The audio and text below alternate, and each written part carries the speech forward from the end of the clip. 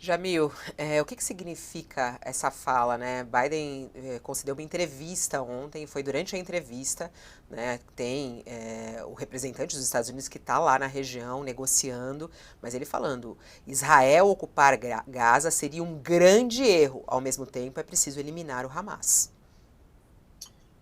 Essa entrevista ela acontece, como o Josias colocou também muito bem, depois que o Blinken passou por vários países árabes, com vários contatos com pessoas que têm contato direto com o Hamas, que têm um contato também direto com o Hezbollah, que também tem contato com o Irã.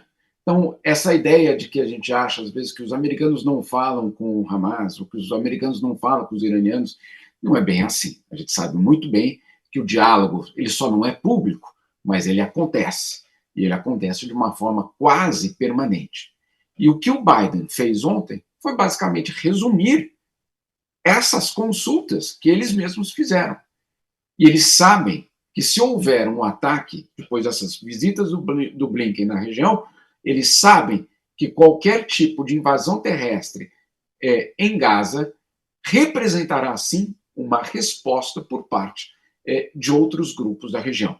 E aí, principalmente o Hezbollah e principalmente o governo do Irã.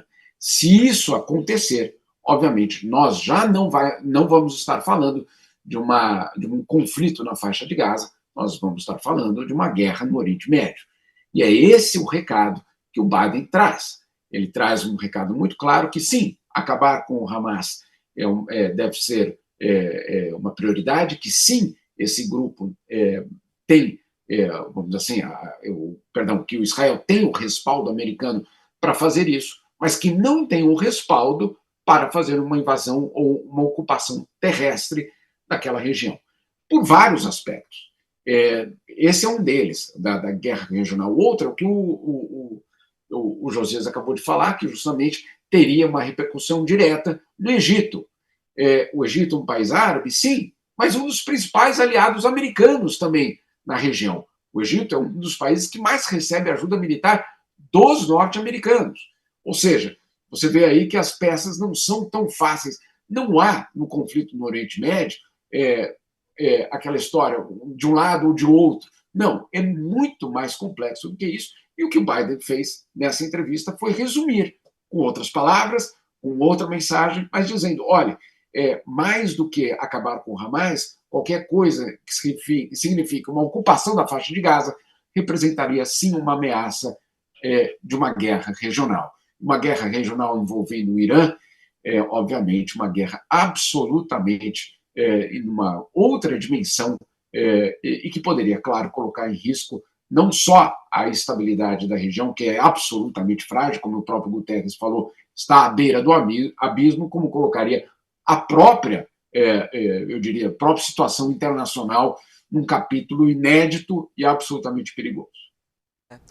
Vamos entrar na história da Colômbia também, ô Jamil, porque diante dessa guerra é muito importante ver o posicionamento dos países, né? E o que cada país tem falado. O presidente da Colômbia pôs nas redes sociais, né, fez uma comparação com o nazismo, com o Holocausto. Israel reagiu rapidamente. Israel reagiu suspendendo as exportações de equipamentos de segurança para a Colômbia. Foi uma resposta às declarações feitas na semana passada pelo presidente colombiano Gustavo Petro, que comparou o bloqueio de Gaza com as ações do nazismo contra os judeus. A embaixadora da Colômbia em Israel foi chamada para uma reunião e informada de que as declarações hostis, né, e antissemitas de Pedro foram recebidas com surpresa em Israel. Disse ela, abre aspas, dada a violência dos ataques do Hamas, isso é um absurdo. O presidente colombiano postou, né, a gente tem até o post dele aqui, ele falando: isso é o que os nazistas disseram sobre os judeus. Os povos democráticos não podem permitir que o nazismo se restabeleça na política internacional. Os israelitas e palestinos são seres humanos sujeitos ao direito internacional. Esse discurso de ódio, se continuar, só trará um holocausto. Como é que você analisa esse posicionamento do presidente da Colômbia, o Jamil, e a resposta de Israel a isso? É um tema extremamente complicado, Fabiola, porque, claro, ninguém pode minimizar o que aconteceu com o povo judeu aqui na Europa entre os anos aí, entre a década de 30 e a década de 40. Não pode, não há como minimizar, não há como comparar. Eu, pessoalmente, sou da opinião que a gente deve tratar isso de uma outra forma. O que acontece na faixa de Gaza é um crime de guerra. Ponto. Você não precisa comparar com ninguém. Você não precisa. Não existe hierarquia de crimes. Quando eles são cometidos e ponto final.